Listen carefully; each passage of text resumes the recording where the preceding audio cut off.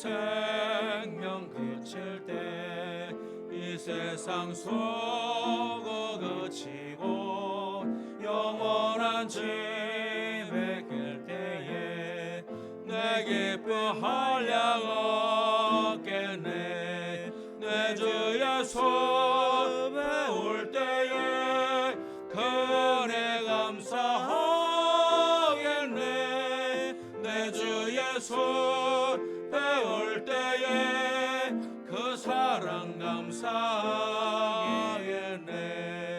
후일의 장막 같은 거 무너질 때는 모르나 정령이 내가 알기는 주 예비하신 집이네. 내 주 예수 배울 때에 그 은혜 감사하겠네. 내 주 예수 배울 때에 그 사랑 감사하겠네. 후일의 석양 가까워 서산에 해가 걸릴 때 주께서 쉬라 하실 때 영원한 안식 얻겠네. 내 주 예수 배울 때에 그 은혜 감사하겠네. 내 주 예수 배울 때에 그 사랑 감사하겠네. 그날을 열고 대하며 내 등불 밝게 켰다가 신랑이 문을 열 때에 내 영혼 들어가겠네. 내 주 예수 배울 때에 그 은혜 감사하겠네. 내 주 예수 배울 때에 그 사랑 감사하겠네.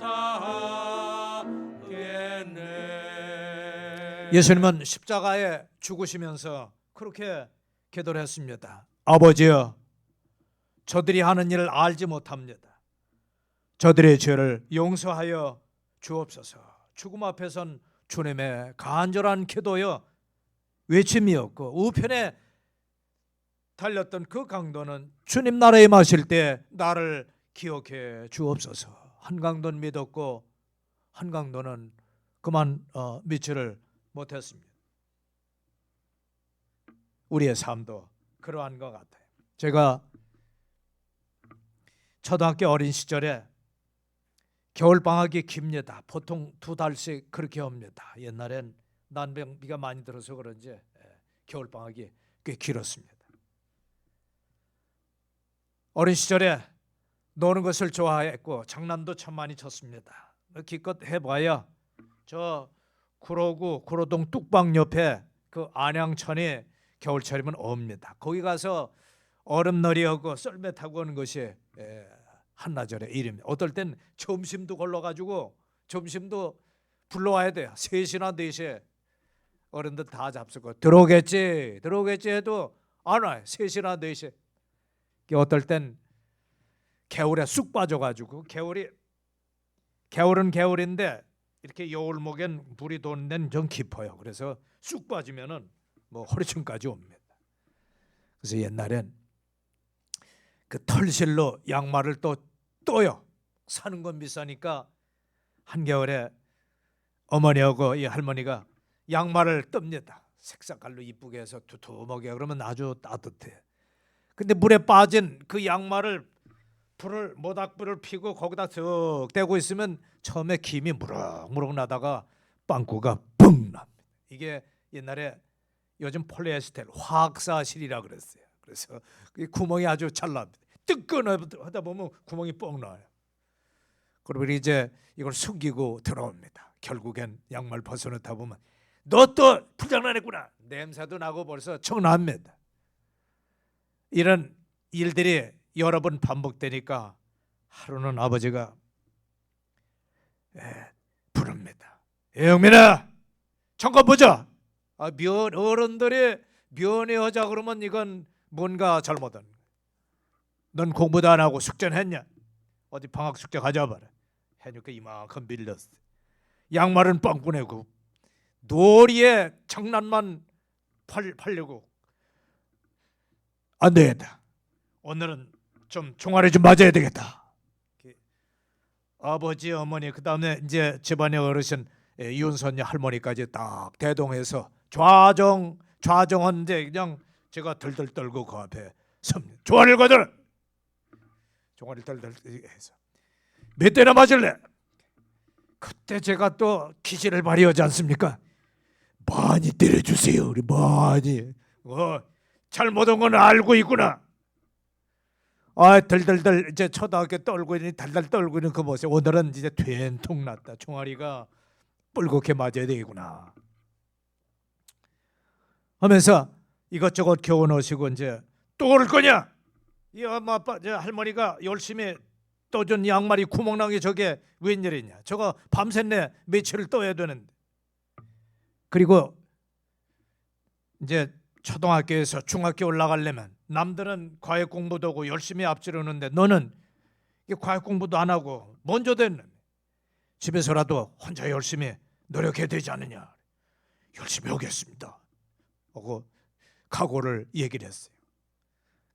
오늘은 틀림없이 총알을 맞아야 되는데 네가 어려서 너의 언니를 네가 얼마나 알겠느냐? 응?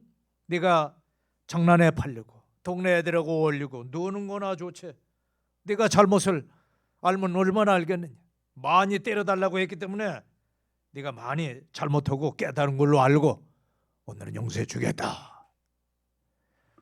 속으로 쉬 하고 살았구나. 틀림없이 종아리를 맞을 걸로 생각했다가 그냥 한숨을 돌린 기억이 있습니다. 아마 우리 주님도 그런 것 같습니다. 저들이 하는 일을 알지 못합니다.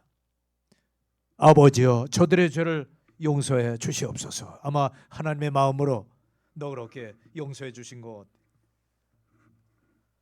주님의 십자가에 달리시고 죽음을 맛보셨기에 우리에게는 구원의 열매가 맺혀졌어요. 농부가 심은 한 알의 멜이 땅에 떨어져 죽지 않으면 많은 열매를 맺을 수가 없습니다. 그것이 썩고 거기서 싹이 나와서 그리고 줄기를 피고 그 꽃이 맺은 뒤에 그 뒤에 더 많은 열매가 맺혀집니다. 한 알에 수십 개가 맺혀집니다. 예수님의 죽음을 맛보시고 부활하셨기에 우리에겐 구원의 열매, 그래서 우리는 또 감사의 열매, 그리고 죽음에서 살려난 기쁨의 열매, 그리고 주님의 사랑이 감사해서 그 섬김과 봉사 열매가 맺혀지게 되는 것입니다. 주님의 구원의 열매 감사해 주시기 바랍니다. 주님의 기도하신 그 의미, 죽음 앞에 선 주님의 기도는 어떤 의미를 담고 있는가? 제일 먼저는 주님은 중요한 시기에 하나님 앞에 기도를 드렸습니다. 주님의 사역은 기도의 사역으로 시작했습니다. 공생이 시작할 때도 회개하라 천국이 가까우느니라. 그 앞서서 광야에서 40일간 그분은 하나님과의 기도의 시간을 가졌습니다. 가장 중요한 그 시기에 마지막 기도의 죽음의 순간에서도 십자가의 그 시간에 기도를 드렸습니다. 한 어머니는 아들에게 당부합니다. 얘야, 배를 탈 때는 한번 기도를 하거라. 네가 죽을 줄 모르니까 하나님이 지켜주시게 기도해라. 네가 전쟁에 나간다면 하나님 앞에 2번 기도를 드려라. 왜? 죽을지 살지 모르니까. 그 다음에 결혼할 때는 여러분 몇 번 기도해야 될까요? 3번 기도를 해라. 왜? 서로의 상대를 봐야 되는데 이모 저모 요모를 봐야 돼. 그래서 3번 기도를 해야 됩니다. 우리 철원 형제는 몇 번 기도를 했나요? 기도 많이 했어요. 예, 기도 많이 했어요. 이모 저모 요모를 보니까 결혼할 땐 3번 하나님 앞에 기도를 드려야 될 것입니다. 가장 어려운 시기에 기도를 드리는 것입니다. 고난 당하는 자가 있느냐? 전 기도할 것이요. 여러분 삶에 어려움과 고난이 있습니까? 아니 고난이 여러분 앞을 가로막고 있습니까? 자, 한번 따라해 주세요. 고난 당하는 자가 있느냐? 저는 기도할 것이요. 고난이 있으면 염려고 걱정하지 말고 그는 기도해라. 하나님 앞에 기도해라. 주님은 지금은 죽음의 큰 고통과 고난 중에 있습니다. 하나님 앞에 기도를 드렸던 것입니다.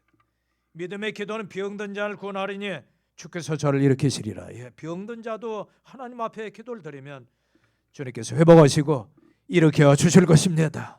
마음의 병, 육신의 병, 가정의 병든 것, 하나님 앞에 가족들이 병들 때 우리는 하나님 앞에 이 문제를 들고 나와 기도를 드리는 것입니다. 믿음의 기도는 병든 자를 구원하리니 주께서 저를 일으키시리라. 회복의 역사가 일어나게 될 것입니다. 주님의 기도는 최선의 사역이었습니다.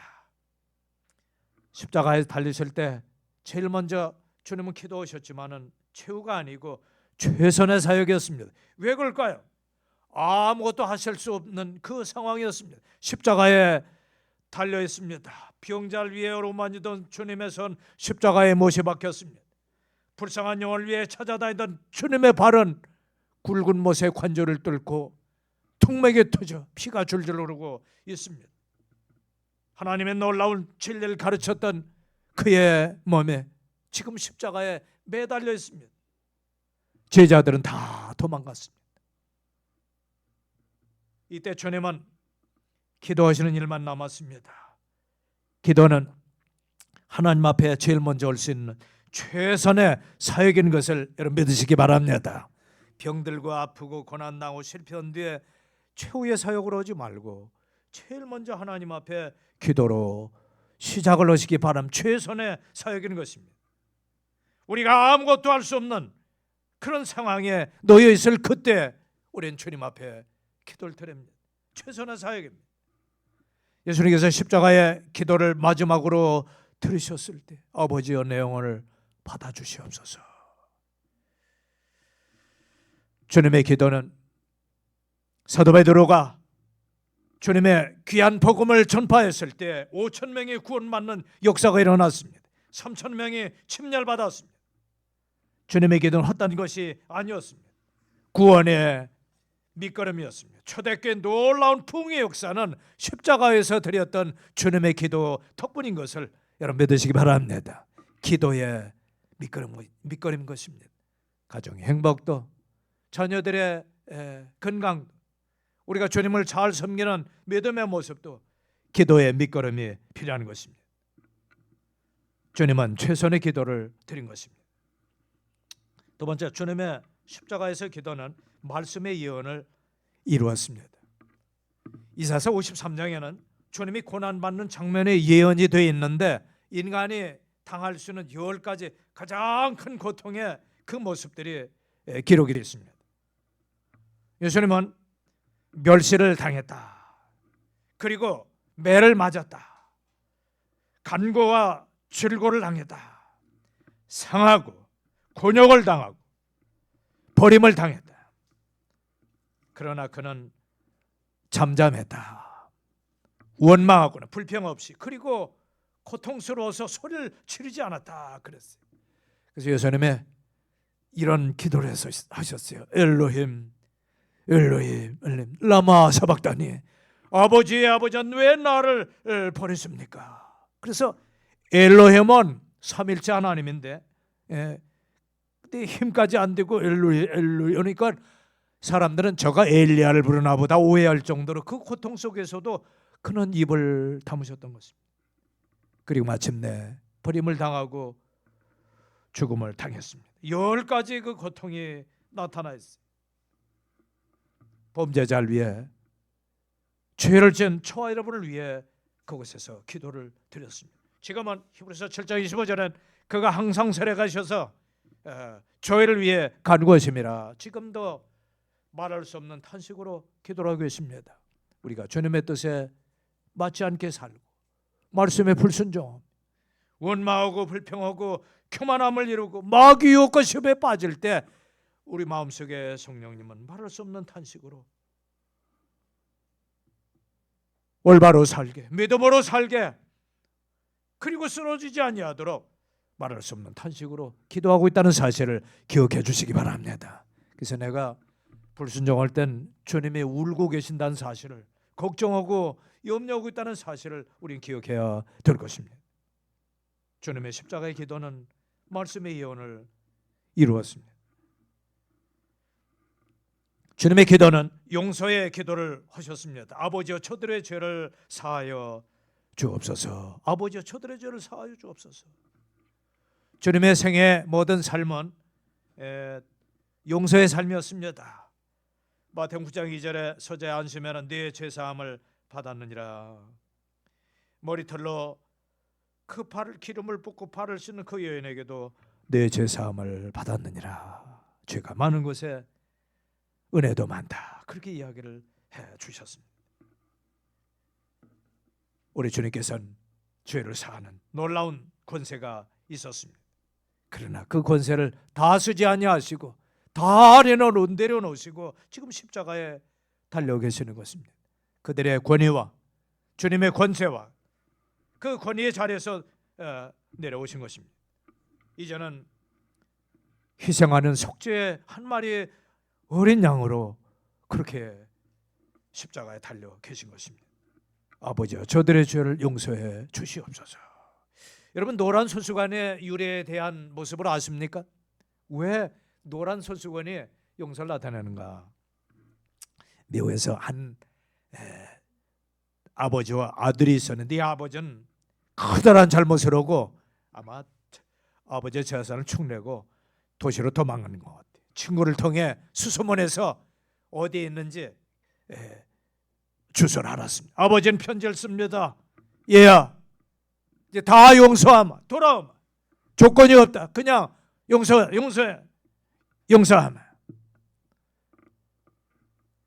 아들은 의심이 됐습니다. 정말 이 고약한 우리 아버지가 나에게 용서를 할까?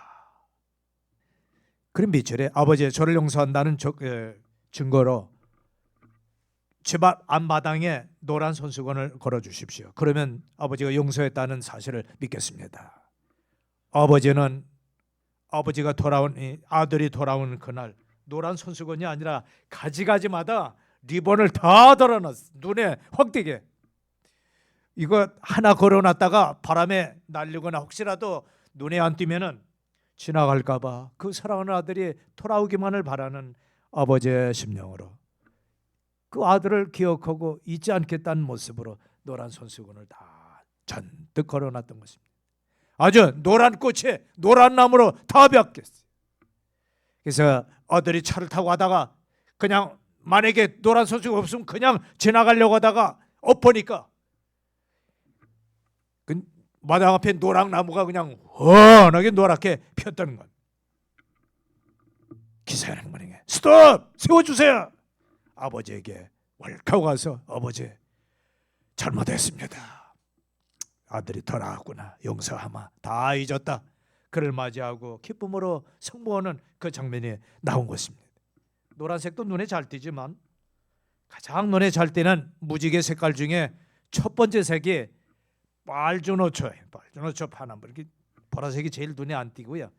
빨간 것이 장파하기 때문에 제일 멀리. 그래서 멀리서 보면 빨간 빛이 반짝반짝하잖아요. 이게 가장 멀리 가고 눈에 잘 띄는 색이 붉은색이. 우리 주님은 붉은 보배 피를 흘리셨어요. 나를 위해 붉은 보배 피를 뚝뚝 흘려 주신 것입니다.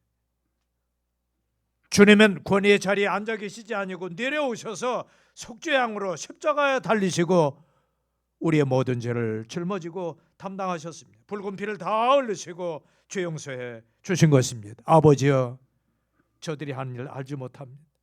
저들의 죄를 용서하여 주옵소서. 나도 하나님의 뜻을 이루기에 아버지의 뜻은 이것이니 아들을 보고 믿는 자마다 영생을 얻는 이것이라. 마지막 날에 그를 살려주시리라. 예수님이 나의 죄짐을 짊어지고 용서하시는 것을 믿을 때 구원받고 하나님의 자녀가 되는 것이 성도 여러분 하나님의 뜻인 것입니다. 하나님의 뜻이. 우리는 이 뜻을 이루기 위해 주님처럼 그 권위의 자리에서 내려와야 됩니다. 아버지와 어머니의 자리에서 지난날의 그 삶의 봉사와 수고에서 내려와야 됩니다. 겸손한 자리에 있을 때 우리가 섬길 수 있고 용서가 시작이 되고 그걸 이해하게 되는 것입니다. 우리도 권위의 자리에서 주님처럼 내려와야 될 줄을 믿습니다. 영혼들을 섬기는 모습인 것입니다. 오늘 이 아침에 내가 하나님의 복음을 위해 하나님이 내게 주신 그 부르심과 그 사명이 무엇인가, 내가 내려놓아야 할 것이 무엇인지, 또 버려야 할 것이 무엇인지, 세상 것은 버리고 옛사람은 벗어버리고 새 사람을 덧입고 주님의 뜻을 덧입는 광명의 성도 여러분 되어주시기 바랍니다. 주님의 기도를 통해 우리의 어두운 마음을 보아야 됩니다. 무지는 무죄가 아니라 레위기 5장 15절에 보면은 부지 중에 행한 죄에 대해서도 죄를 깨달은 뒤 반드시 속죄양을 드려야 할지니라. 우리가 모르고 있다고 해서 하나님의 형벌이 없어지는 것은 아니 됩니다. 감소되는 것도 아닙니다. 그럼 우리가 알고도 손을 냉치 않으면 이건 더 큰 죄를 범하는 것입니다. 알고 짓는 죄는 고범죄로서 이건 하나님 앞에 철저한 회개를 통해 용서를 받아야 되는 것입니다. 지난날 모르고 있다고 해도, 그리고 마음에 걸리는 것, 양심에 갇히게 되는 것, 주님이 마음을 찔러 부끄럽게 하는 그 훅군다라는, 그거는 하나님 앞에 반드시 해결하고 처리를 해야 될 것입니다. 해결해. 그래야 하나님께서 마음속에 자유함을 주시고 평안을 허락해 주실 것입니다. 우리 어두운 마음을 밝혀야 될 것입니다. 말씀을 통해 깨닫게 해줄 것입니다. 하나님 말씀을 읽을 때 그 말씀이 여러분을 찔리고 여러분의 잘못이 생각났을 그때 여러분 하나님 앞에 회개하시고 자백을 통해 용서하시길 바랍니다. 용서받으시길 바랍니다. 하나님이 어두운 마음을 밝게 주실 것입니다. 주님의 기도는 모범된 기도였습니다. 말씀하신 것을 몸소 실천하셨던 분입니다. 마태복음 5장 44절입니다. 원수를 사랑하라. 너희를 핍박하는 자를 위하여 기도해라. 하나님의 용서는 회개할 때 용서받습니다. 우리에게 잘못한 자를 용서할 때도 마찬가지입니다. 자기 잘못을 철저하게 뉘우치고 자기가 다시는 이 죄를 짓지 않겠다고 마음속에 그 결심을 보일 때 이게 바로 용서가 시작이 되는 것입니다. 잘못을 뉘우치는 겁니다. 그래서 교회 안에서도 혹시라도 잘못했을 때 내가 다시는 그 죄를 반복하지 않겠습니다. 하나님 앞에 약속합니다. 잘못한 것을 뉘우칠 때 그때 그를 용서할 수가 있는 것입니다. 주님은 잘못한 자를 위해 기도했습니다. 왜? 첫째는 회개의 기회를 주기 위해. 왜? 하나님의 나라가 정말로 가까웠기 때문에. 죄사함은 참으로 중요합니다. 내가 하나님 앞에 죄사함을 받듯이 다른 영혼도 하나님 앞에 죄 용서를 받고 살아가는 것은 기쁨과 행복의 시작인 것입니다.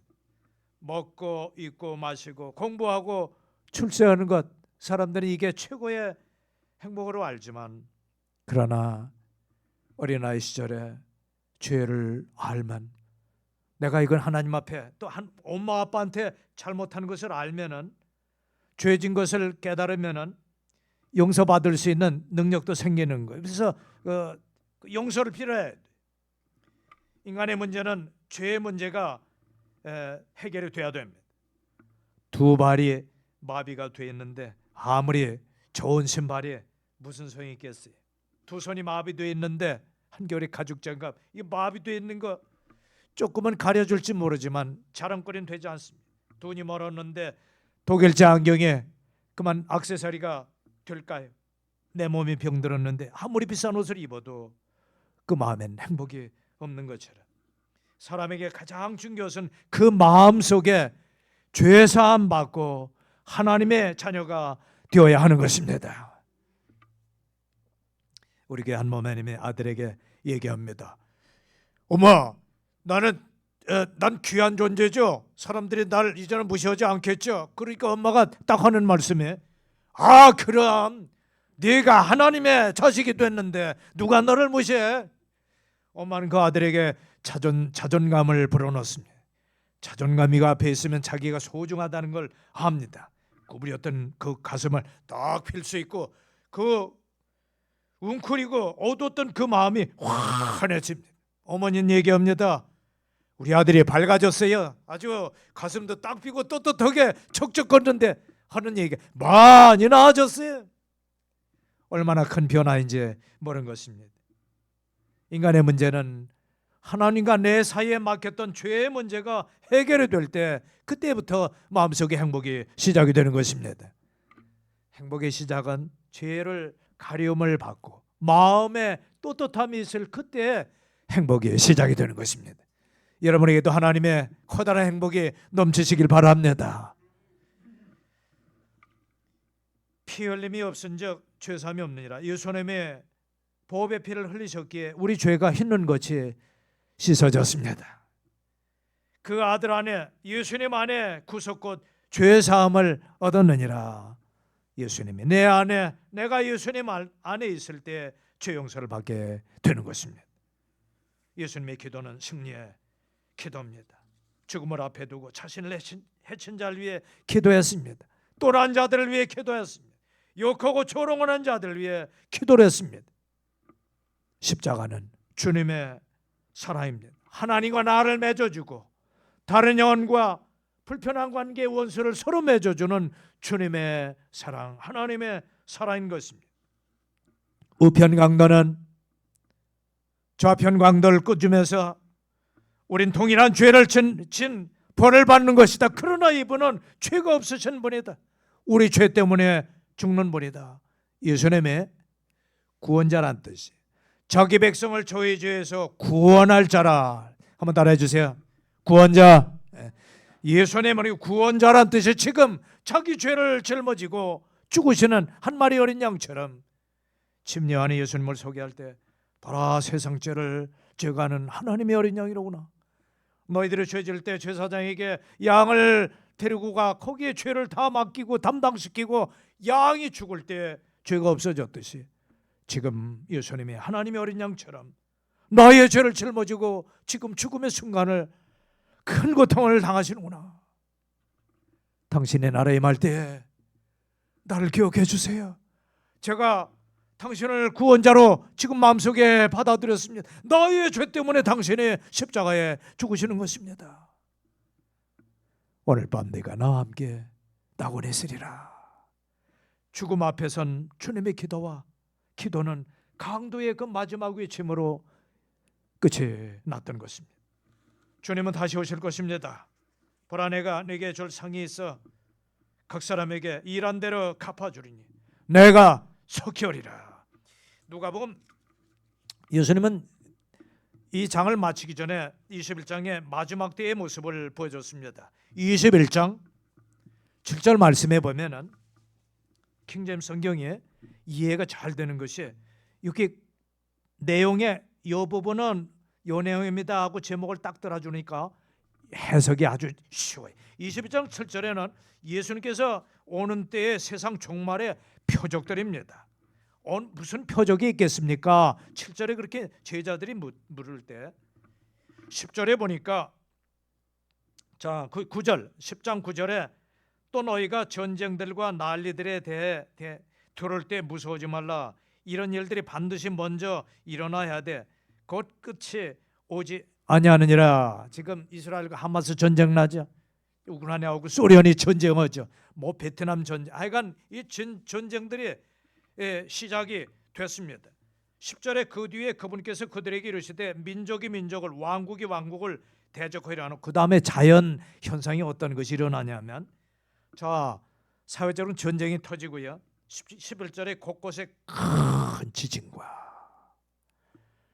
터키, 칠레, 뭐 하이티, 하여간 가까운 일본 큰 지진과 기근과 굶주림, 식량이 모자라, 역병과 전염병, 대한민국도 코로나로 큰 고통을 3년 반 동안 겪었습니다. 엘리야 시대의 모습같이 3년 반 동안에 큰 재난이었습니다. 또 하늘로부터 두려운 광경과 큰 표적들이 있으리라. 12절에 핍박이 있겠고요.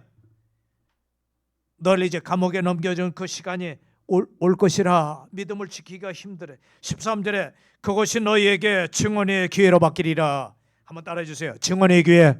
예. 예수님이 다시 오신다는 증언의 기회. 전쟁에서 하면 예수님이 오시는 증거예요. 전염병이 창궐이 주님이 오시는 재림의 증거예요. 증언의 기회로 바꿔라. 고통과 고난의 삶, 경제 위기가 있어요. 예수님이 오시는 재림의 증거의 기회인 것입니다. 언제 마지막에 딱 오느냐면요, 22절에 너희가 예루살렘이, 그래서 지금 하마스하고 이스라엘 전쟁에 네다 초점을 딱 맞춰야 되는 것이, 너희가 예루살렘이 군대들에게 에워싸는 거 보거든 그것의 항폐함이 가까이 이른 줄 알라. 예루살렘에 둘러싸이게 될 것입니다.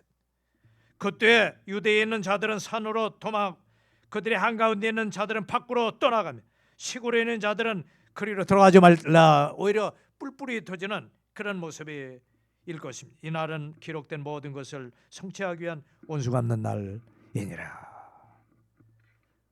커다란 전쟁의 마지막에 예루살렘에 에어싸일 그때 마지막의 모습이, 28절에 이런 일들이 일어나기 시작하거든 위를 보고 너희 머리를 들라. 너희 구속이 가까이 오고 있느니라 하시니라. 공중에 번쩍하고 천사장의 나팔 소리가 우렁차게 온 세상에 울려 퍼질 그때 모든 사람이 보는 가운데 주님이 오실 것입니다. 그도 예수님을 찌른 자도 볼 것이고 죽은 자들이 먼저 일어나 주님을 공중에 영접하고 살아서 주님을 섬기고 있는 저와 여러분의 공중에 걸어올려 주님을 영접하는 황홀한 순간이 오게 될 것입니다. 그날을 삼으시기 바랍니다. 주님의 마지막 고통의 순간에 기도했듯이, 그리고 이 고난의 이 시간에 우리가 할 수 있는 최선의 길은, 하나님, 우리는 할 수 없습니다. 그런 하나님의 능력을 주셔서 이럴 수 있도록 고난과 역경의 그 시간이 증거의 기회로 되게 주시옵소서. 삼는 원성도 되어 주시기 바랍니다. 기도하십시다. 하나님 아버지, 우리의 고통의 기도, 중보의 기도, 간절한 간구의 기도는 밑거름이 되어서 구령의 열매, 봉사의 열매, 그리고 섬김의 열매, 영혼들의 전도 열매가 맺혀질 줄로 믿습니다. 우린 연약하고 힘이 없어 할 수 없사오니 하늘의 능력을, 주님의 힘을 덧입혀 주셔서 주님의 뜻을 이룰 수 있도록 축복해 주시고, 우리 원대로 마옵시고 하나님의 뜻을 구별하며 그 뜻에 순종하는 주님의 기도와 그 삶을 따라가며 함께 주시옵소서. 예수님 이름으로 기도하옵나이다. 아멘.